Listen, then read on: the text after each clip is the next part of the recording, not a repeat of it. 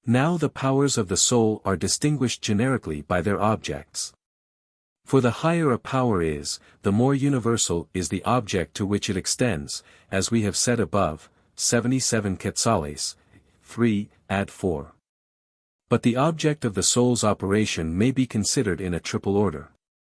For in the soul there is a power the object of which is only the body that is united to that soul. The powers of this genus are called vegetative, for the vegetative power acts only on the body to which the soul is united. There is another genus in the powers of the soul, which genus regards a more universal object, namely, every sensible body, not only the body to which the soul is united. And there is yet another genus in the powers of the soul, which genus regards a still more universal object, namely, not only the sensible body, but all being in universal. Wherefore it is evident that the latter two genera of the soul's powers have an operation in regard not merely to that which is united to them, but also to something extrinsic. Now, since whatever operates must in some way be united to the object about which it operates, it follows of necessity that this something extrinsic, which is the object of the soul's operation, must be related to the soul in a twofold manner.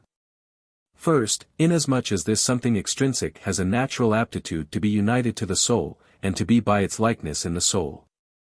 In this way there are two kinds of powers, namely, the sensitive, in regard to the less common object, the sensible body, and the intellectual, in regard to the most common object, universal being.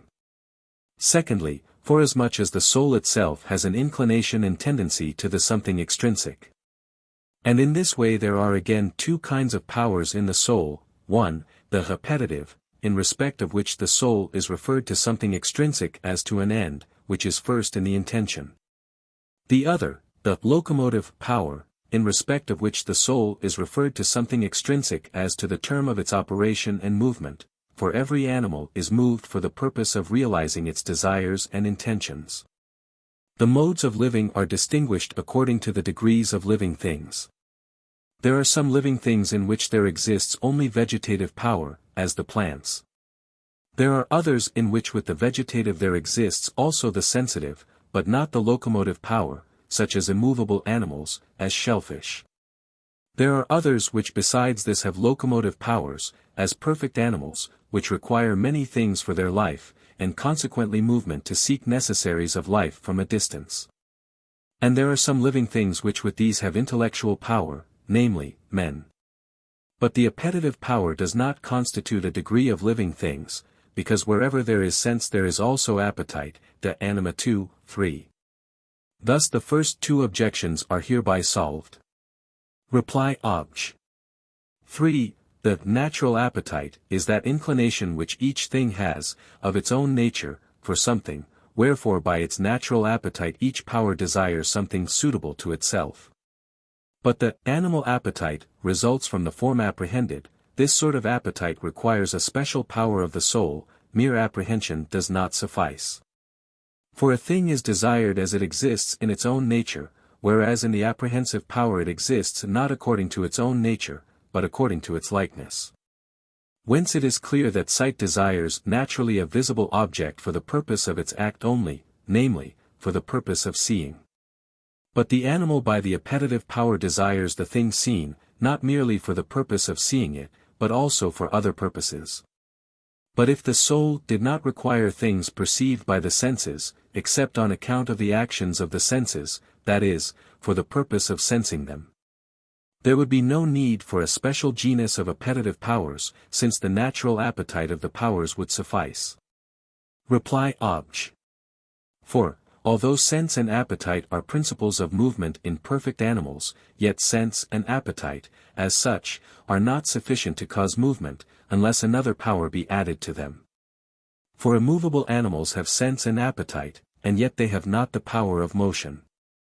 Now this motive power is not only in the appetite and sense as commanding the movement, but also in the parts of the body, to make them obey the appetite of the soul which moves them.